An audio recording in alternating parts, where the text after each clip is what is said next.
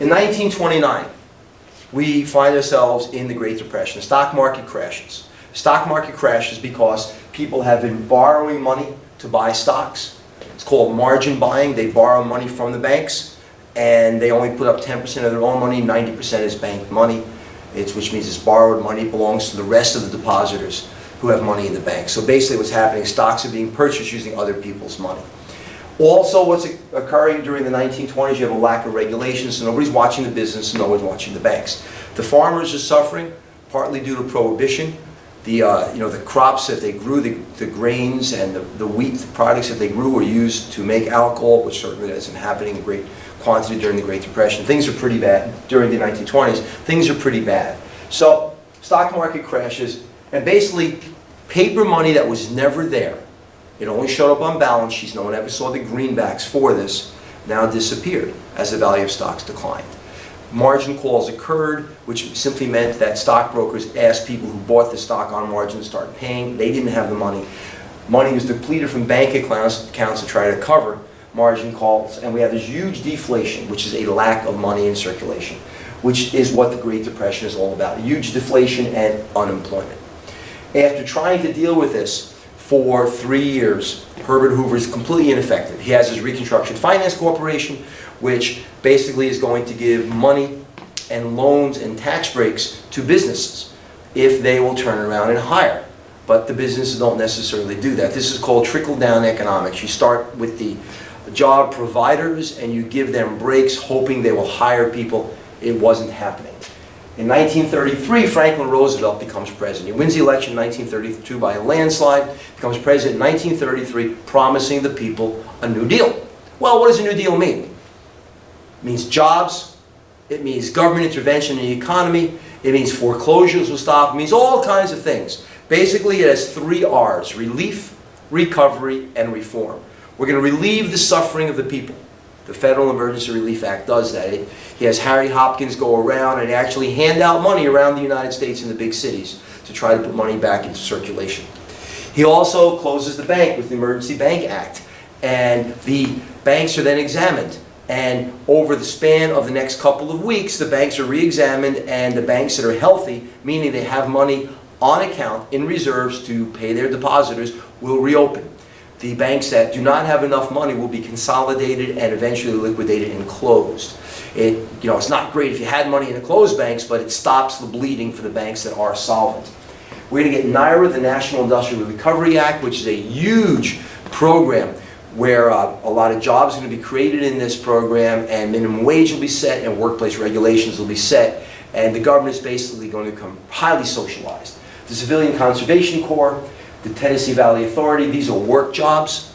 The whole idea is to put people back to work, and the Agricultural Adjustment Administration, the AAA, is going to oversee farm production and try to prop up farm prices. It's going to be very controversial because farm products are actually going to be destroyed by the millions of tons to try to bring farm prices up. Anyway, that all happens in the first 100 days of the Roosevelt presidency. Very effective, and to this day, presidents are gauged against Roosevelt's 100 days. In 1935, Roosevelt's still very busy. We're going to get Social Security, and Social Security is part of the reform set of the Relief, Recovery, and Reform. Let's make sure that as we go forward, senior citizens and people who are disabled will have money to live off of, and they won't be beggars in the streets. We're also going to get the National Labor Relations Act, so-called the Wagner Act. The Wagner Act is going to allow people to unionize, and there's a lot of workplace reforms that occur, sometimes called the Magna Carta of labor. Proof that Mother Nature has a sense of humor, the Dust Bowl hits. Those poor farmers who were so negatively affected by prohibition and by lack of consumption after World War I, now we're going to have a drought that goes on for the better part of 6 years. And they're going to end up leaving their land and heading out west. John Steinbeck's The Grapes of Wrath does a good job showing what the Dust Bowl actually does. Going into 1937, well, Roosevelt he's stinging because some of his New Deal programs have been declared unconstitutional. NIRA has been declared unconstitutional as a huge overreach by the federal government dealing with intra-state commerce. And the Agricultural Adjustment Act has been declared unconstitutional because of the idea of directly taxing canners and processors to support the farmers. So those are both going to be declared unconstitutional. And Roosevelt says, well, enough of this. And he wants to pack the courts, which simply means he wants to take judges who are over 70 years old and give them a helping hand. And he wants to nominate new judges. Well, it doesn't happen. It doesn't happen. But it's nevertheless, there's an outrage in the United States. Roosevelt is trying to look like a dictator. Well, speaking of dictators, while that's happening, in 1937, the Japanese are going to invade Manchuria in China, and they're going to show their imperialist aims at this time in Asia. Not that they haven't been doing this for a while, but that's a big event along the road to World War II. Moving along, the Depression is still occurring, the Dust Bowl is still occurring. In 1939, Germany invades Poland and World War II begins. Well, what does this have to do with the United States in 1939? Well, 1939 has quite a lot to do with the United States, because it's going to help get us out of the Depression as the United States economy gears up to support the Allies as they're defending themselves against the Nazis. There's big debate over what actually ends the Depression. Is it all of Roosevelt's socialist make-work jobs and government intervention, or is it World War II? Well, it really doesn't matter, because what is a world war? A world war is huge, massive government spending. It's huge government hiring, as we're hiring people into the military. Our factories are going full bore. It's full employment, because as the soldiers go away to fight the war, you're going to have women and minorities taking their jobs. So really what it comes down to is, a war is a huge government work project. So it doesn't matter what ends the Depression. Either way, it's huge government intervention in the economy. So as we go into 1940, World War II is underway in Europe. We're going to get the first peacetime draft. So that's going to take a lot of people off the unemployment rolls. And we're also going to get the idea that the factories are producing to help support the Allies. That's going to be called the arsenal for democracy. That's what Roosevelt calls us. He says, we are the arsenal for democracy. Well, moving into 1941, he announces that the Allies in Europe, they really don't have enough money to pay direct cash as what had been part of a cash and carry program for supplies to fight off the Nazis. And he introduced the Lend-Lease program, which basically means they're going to pay when the war is over for any supplies that they get from us during World War II. In the summer of 1941, there's going to be a secret meeting between Churchill and FDR. It's going to be called the Atlantic Charter. It's the Atlantic Conference that leads to the Atlantic Charter. And in the Atlantic Charter, basically, they make the plans for the end of the war. So the whole idea that Roosevelt is keeping us out of war is a bit of a fallacy, because he's planning the end of the war in the summer of 1941 before we're even in the war. And if you take a look at 1940, we also have a draft going on. If we're not preparing to go into the war, why are we having this draft? Well, they also plan a world peacekeeping organization at the Atlantic Charter called the United Nations. So we're planning the end of the war, we're planning the United Nations, we're planning on a Europe First campaign in the war, and that's all occurring in the summer before Pearl Harbor. And of course, December 7th, 1941, a day that will live in infamy, is when the Japanese are going to attack Pearl Harbor. There's a tremendous debate about that attack on Pearl Harbor. Some people believe that Roosevelt let it happen, that he ordered the fleet to stay at Pearl Harbor, that we would show the flag to the Japanese and that would intimidate them, or they would attack the fleet, thereby drawing us into World War II, because we could say the Japanese attacked us. There's never been enough evidence to really prove it, but there's certainly enough evidence to have the discussion. I think the idea that Roosevelt actually would have let us be attacked at Pearl Harbor is kind of ludicrous, but nevertheless, we do get involved in World War II because of the attack on Pearl Harbor. So with the Japanese attacking Pearl Harbor, there has to be a reaction at home here. And the reaction at home is as big a deal as you might expect. Men all over the United States are signing up to join the military. There's a reaction, there's a fear, there's a racism going on, and one of the first things that occurs is Franklin Roosevelt issues Executive Order 9066, which is the internment of Japanese Americans. And it's Japanese in coastal areas. It, strangely enough, doesn't affect Hawaii, which is where all of this began, but it's basically the west coast of the United States. And Japanese will be taken out of their homes, they will put in these internment camps. It's important not to call them concentration camps. This is a horrible thing. There's no doubt about it. It's a complete loss of civil liberties, but they're not concentration camps. They'll be kept there for the duration of the war, and sometimes people confuse the two. Now, what's also going on is we need a reaction. We need a quick reaction to this. And Roosevelt wants to show the Japanese that they are not omnipotent, that they can turn around and they can be attacked. If they can attack us, we can attack them. And on April 18th, 1942, we launched what's called the Doolittle Raid. The Doolittle Raid is a bombing of Tokyo from aircraft carriers out in the Pacific, just to show the Japanese that we can. Doesn't have a huge military significance, but it has a morale significance, meaning it really does a great job on American morale to show that we can attack the Japanese on their, on their mainland, and by the same token, it's a blow to the Japanese morale, who think that, well, they can't be touched because they're so far away. So it's significant in that respect. Moving forward, the decision had been made previously at the Atlantic Conference to concentrate on Europe, and concentrate on Europe we do. In the Pacific, it's more of a waiting game. We're going to wait till we're done in Europe and kind of hold our own in the Pacific. Well, in 1943, the invasion of Italy occurs, and this is a big move. This is a big move because Stalin has been yelling and screaming that he wants a second front in Europe, and Winston Churchill really didn't want to give Stalin a second front because the whole Nazi-Soviet non-aggression pact. That pact allowed the Nazis to launch that full-scale attack on Britain without worrying about what's happening to their east on the Eastern Front, so to speak. And that was, eventually that turned around when the Germans attacked the Soviet Union, and Stalin can't believe that his friend Adolf Hitler would do that to him. Well, when your friend is Adolf Hitler, you got to think twice about trusting that person, for sure. So in either case, so in 1943 we launched the invasion of Italy, and this is a tough, tough invasion. And the funny story about that is, we got help from the mafia. We got help from the mafia, specifically Lucky Luciano, who had been deported.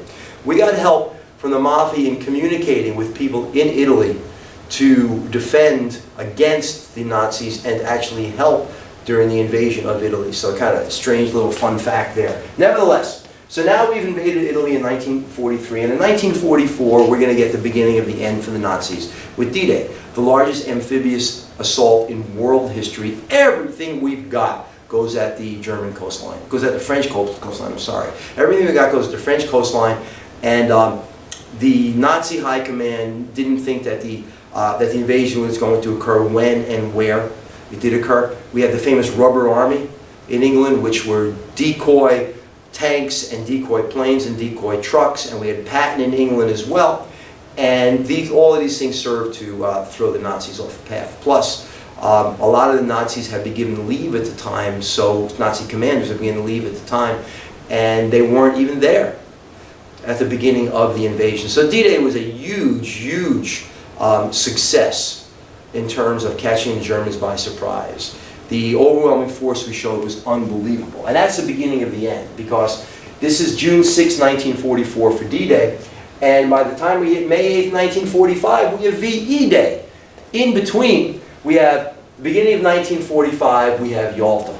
Yalta is on the Crimean, and it's Churchill, and it's Franklin Roosevelt, and it's Stalin, and they're deciding what's going to happen at the end of the war. And at Yalta, there are a lot of significant decisions.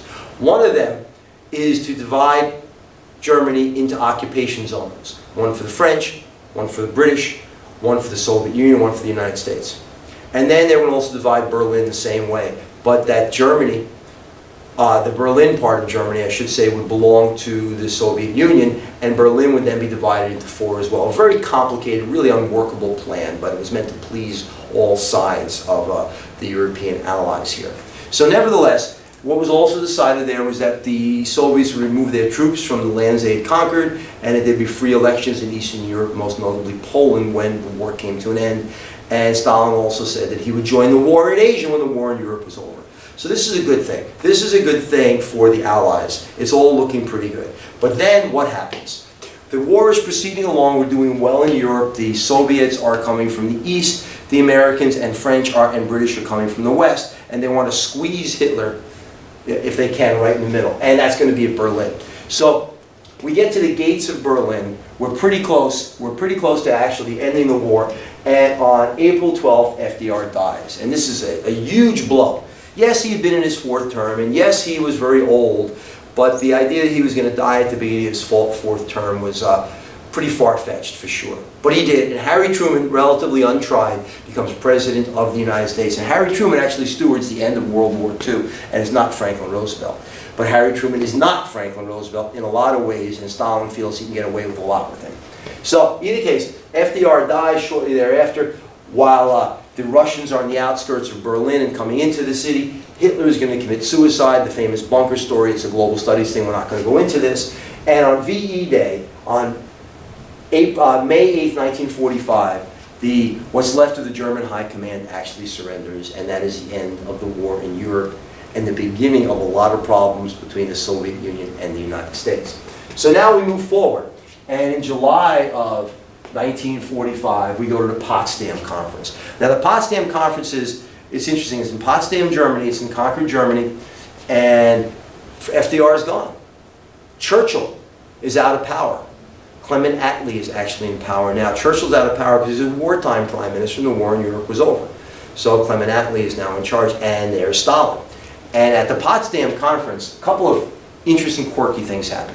First of all, Harry Truman finds out that the atomic bomb works. It's been tested. He gets a message that basically says the baby has been delivered. And he's saying, oh, how am I going to use this thing? He also finds out from Stalin that the Japanese are trying to surrender. And they're trying to surrender to the Soviets because the Soviets are the only one of the major powers that are not technically at war with the Japanese yet. So Stalin knows the Japanese are trying to surrender. He tells Truman. Truman says, don't say anything. The funny thing about this is Stalin and Truman are actually plotting against each other. Stalin wants to enter the war so he can take the war in Asia, so he can take China and possibly parts of Japan and certainly Korea. And by the same token, Harry Truman would really like to drop the atomic bomb so he can show the Russians what he has. So they're plotting against each other. And Stalin also announces that he's not going to withdraw his troops from Eastern Europe, and he's not going to allow free elections in Poland. So he's going back on what happened at the Yalta Conference. Certainly, Truman feels betrayed, but Stalin feels like he can run the table because he's the only guy left who was part of the initial agreement here of what was going to happen at the end of World War II. So then they leave. They leave Potsdam. They leave Potsdam, and what's going to happen next is on August 6, 1945, the atomic bomb is going to be dropped on Hiroshima. Harry Truman ignores the idea that the Japanese are trying to surrender. He drops the atomic bomb on Hiroshima. Why does he do this? History is tough on this one. You can talk to a lot of people and hear a lot of different stories. Personally, I believe he wants to show the Soviet Union, look what we have, because he ignored the Japanese attempt to surrender. So what happens next is Stalin launches a full-scale invasion of northern China on his way towards Japan because he wants to be in on the kill in Japan. So what happens is Truman turns around on August 9th, orders a second dropping of the atomic bomb on Japan, on Nagasaki this time. And he's trying to get Japan to surrender quickly. He's shown the world we have the atomic bomb. Now he wants Japan to surrender quickly before the Soviets can gain a lot of ground. And Stalin is moving as quickly as he can to get as much land as he can. So what do we have here? It's August 15th, 1945, and that is VJ Day. Victory over Japan.